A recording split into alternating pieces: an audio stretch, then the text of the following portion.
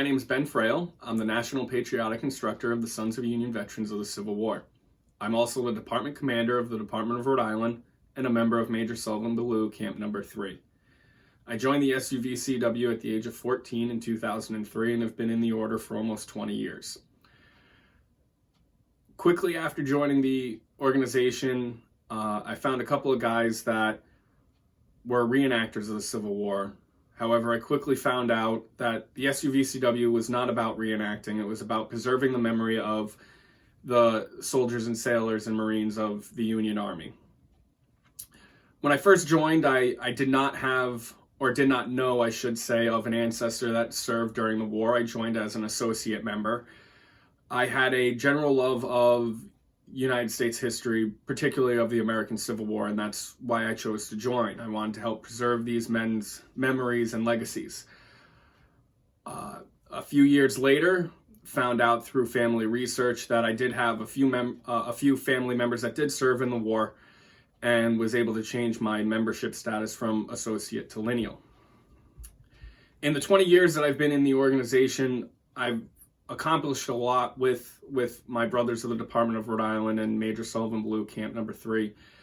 From cleaning up cemeteries that in forgotten about areas of Rhode Island, whether it be trash or overgrowth, fixing headstones themselves from just cleaning up dirt or moss that's grown on them, or using our tripod setup that we can lift up to 2 tons currently, and resetting foundations and fixing headstones so that they're no longer falling over, and these veterans can have a proper final resting space.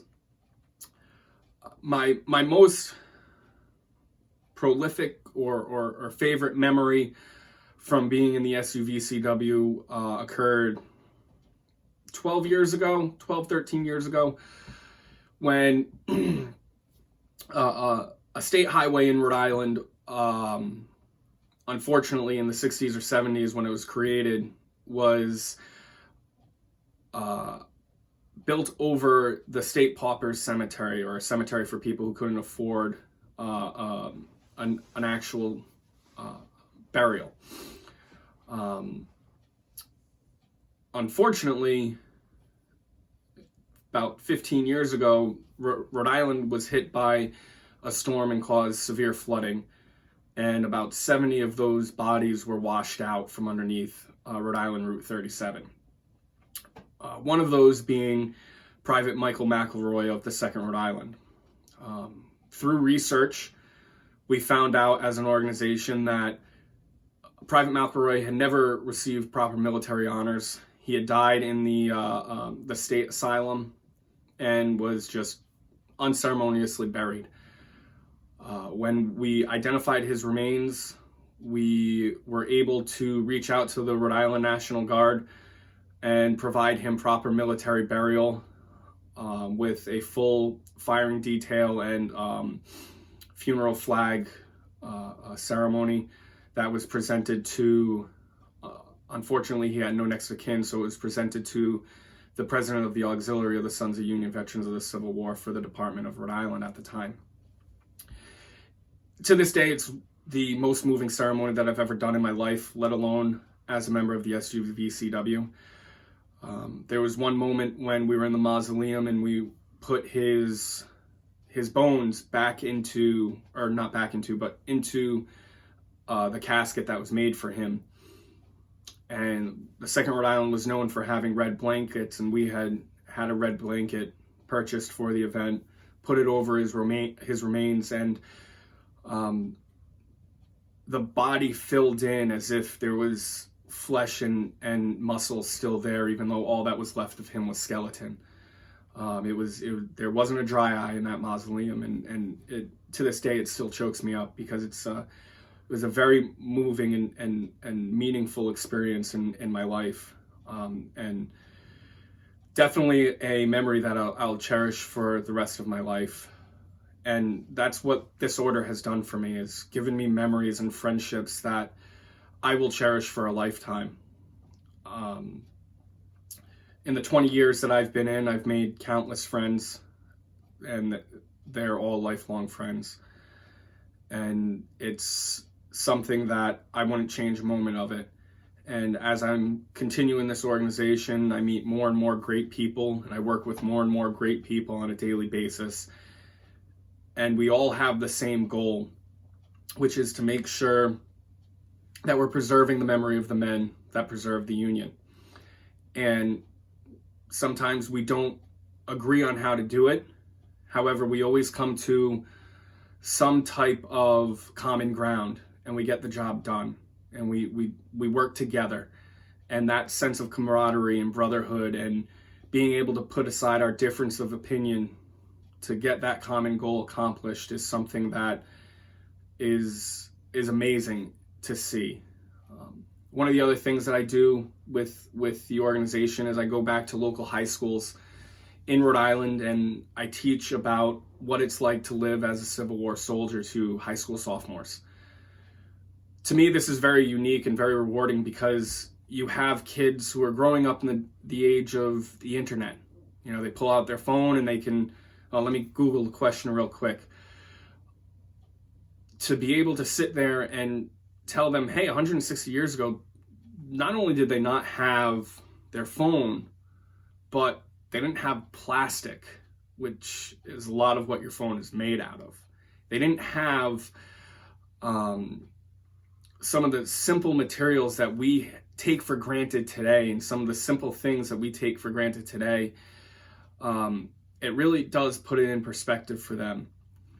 And then one of the last things I do at the end is I tell them a few stories of men who served in the war that were their age. And it really, really does kind of push the point home for them. Now, many might think, okay, you're going in and I'm just some random stranger talking to high school sophomores. Why are they going to pay attention?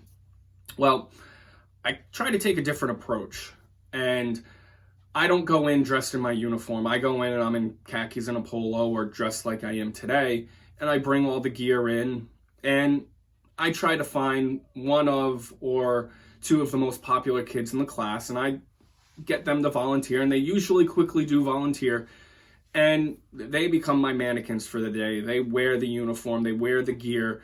That way, the students in the classroom, they're not asking me questions, they're asking their fellow classmates questions of, oh, well, how does it feel to be in that gear? Is it heavy? Is it hot? Things of that nature. Or are the brogans comfortable? So it's something that I feel sticks with them more. And it's proof when I go back a year or two later, and those sophomores who are now juniors or seniors will see me in the hallway and will say, oh, you're the Civil War guy. And it lets me know that, hey, what I did stuck with them. And they're going to hold on to that memory for the rest of their life, hopefully, and gather a new appreciation for history that going into that presentation they might not have had. And that makes it all worth it for me.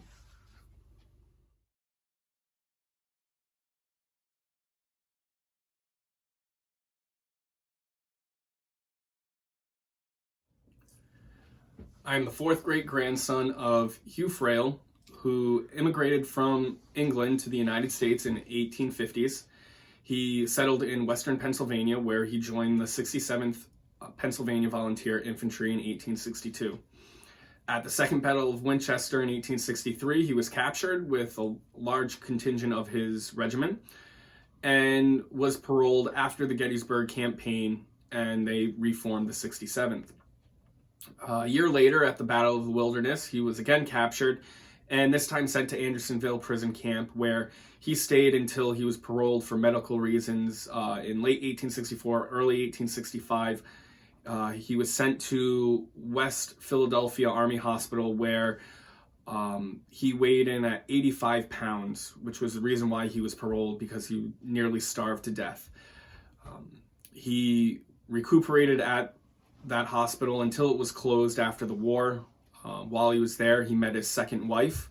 They moved back to West Pennsylvania after the war, and he went on to join the Grand Army of the Republic. He was active in that organization until he passed away in the late 1800s. My family line comes from his son, Hugh Jr., who immigrated after the war in the 1870s, 1880s to find his father, Hugh Sr. We have records that they met up once or twice, but Hugh Jr. decided to settle down in the Massachusetts area, not the Pennsylvania area. And that's where the Frails of this region come from. I do have cousins in the Pennsylvania and Ohio area, as well as I do have cousins in England and Ireland, depending on which marriage they come from, the first being across the pond, the second being in the Pennsylvania, Ohio area. That's the majority of the information that we have on Hugh. I do have two ancestors that served on my mother's side. However, I joined the organization under Hugh's name and wanted to tell his story.